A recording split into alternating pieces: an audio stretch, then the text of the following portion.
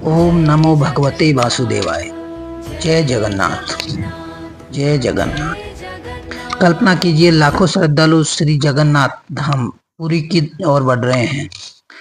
हर किसी की आंखों में एक ही इच्छा है, एक बार वो जगन्नाथ के दर्शन हो जाए। लेकिन जैसे ही वे मंदिर पहुंचते हैं, सिंह द्वार के सामने पर्दा लगा मिलता है।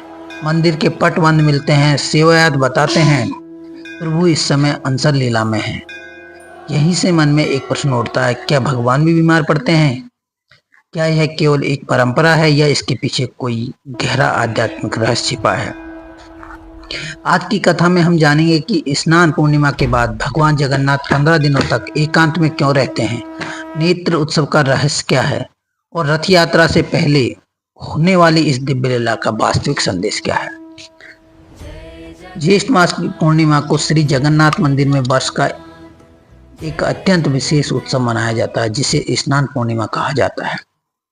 इस दिन भगवान जगन्नाथ, बड़े भाई बलभद्र और बहन सुभद्रा को गर्भगृह से बाहर स्नान मंडप पर विराजमान किया जाता है। वैदिक मंत्रों की ध्वनि के बीच पवित्र जल से उनका महाअभिषेक किया जाता है। परंपरा के अनुसार 108 कलशों का उपयोग किया जाता है। यह संख्या पूर्णतः आध्यात्मिक शक्ति और दिव्यता का प्रतीक मानी जाती है।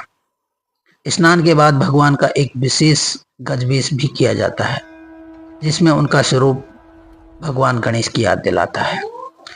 हजारों भक्त इस दिव्य दर्शन का लाभ उठाते हैं, लेकिन किसी को भी यह अनुमान नहीं होता कि यही उनके अंतिम दर्शन है और अगले 15 दिनों के लिए भगवान अनशन लीला में जाने वाले हैं। महास्नान के बाद मंदिर की परंपरा के अनुसार भगवान अनसर काल में प्रवेश करते हैं। अनसर का मतलब होता है एकांत निवास। इन दिनों मंदिर के पट बंद रहते हैं। भगवान को सामान्य दर्शन नहीं कराए जाते। सेवायात उन्हें रोगी की तरह विश्राम कराते हैं। आयुर्वेदिक औषधियां, जड़ी बूटियों से बने पेय और हल्का भोग अर्पित करते हैं। यह कोई साधारण नियम नहीं, बल्कि भगवान की ऐसी लीला है जिससे वे स्वयं अपने भक्तों को यह अनुभव कराते हैं कि सेवा, विश्राम और धैर्य भी धर्म का ही एक रूप है। इन दिनों मंदिर का वातावरण बिल्कुल बदल जाता है। जहां सामान्य दिनों में शंख, घंटियां और आरती की गूंज रहती है, वहीं अनसर काल में सब कुछ शांत हो जाता है। सेवायात अत्यंत मर्यादा और श्रद्धा से भगवान की सेवा करते हैं। भक्त दूर से ही मंदिर को प्रणाम करते हैं। उन्हें विश्वास होता है कि प्रभु भले ही प्रत्यक्ष दर्शन न दे, लेकिन उनकी कृपा सदैव उन पर बनी रहेगी।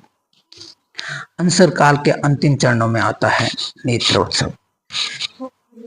इस दिन भगवान के नेत्रों का पुनः अलंकरण किया जाता है। इसे नवयौवन दर्शन भी कहा जाता है। मान्यता है कि अब भगवान पूर्ण रूप से स्वस्थ होकर अपने भक्तों को दर्शन देने के लिए तैयार है। इसके अगले दिन निकलती है विश्व विख्यात श्री जगन्नाथ रथ यात्रा। भगवान स्वयं अपने भक्तों के बीच आते हैं। यह केवल यात्रा नहीं, बल्कि भगवान का अपने भक्तों के घर आने का दिव्य उत्सव है। अब एक लोक श्रुति सुनिए, जो पुरी में वर्षों से भक्तों के बीच सुनाई जाती है। कहा जाता है कि एक वृद्ध भक्त हर वर्ष की भांति बड़ी कठिनाई से पुरी पहुंचता है, और जब वह वहां पहुंचता है तो यह जगन्नाथ मंदिर का अनसर काल होता है। मंदिर के पट बंद मिलते हैं और यह देखकर उसकी आंखों से आंसू बहने लगते हैं। उसी रात उसने स्वप्न में भगवान जगन्नाथ को देखा। भगवान ने मुस्कुराकर कहा, हे वत्स, मैं इसलिए विश्राम करता हूं ताकि संसार यह समझ सके कि शरीर भी ईश्वर का दिया हुआ ही मंदिर है। जो सेवा करता है उसे विश्राम भी चाहिए, और जो सच्चा भक्त है वह केवल दर्शन का नहीं बल्कि धैर्य का भी अधिकारी होता है। जब वृद्ध की आंखें खुलती हैं तो उसके मन का सारा दुख समाप्त हो जाता है। अब उसे समझ आ गया कि भगवान ने उसे दर्शन से भी बड़ा उपहार दिया है, और वो है विश्वास और धैर्य। भक्तों, यह कथा हमें सिखाती है कि जीवन में हर बंद दरवाजा अस्वीकार का संकेत नहीं होता। कई बार भगवान हमें रोकते हैं ताकि हमारा विश्वास और भी मजबूत हो सके। जैसे अनसर काल के बाद भगवान नई आबा के साथ रथ यात्रा पर निकलते हैं, वैसे ही जीवन की हर कठिनाई परीक्षा के बाद एक नई शुरुआत हमारा इंतजार करती है। यदि यह दिव्य कथा आपके हृदय को स्पर्श कर गई हो तो कमेंट में श्रद्धा पूर्वक लिखे जय जगन्नाथ, जय जगन्नाथ, जय जगन्नाथ।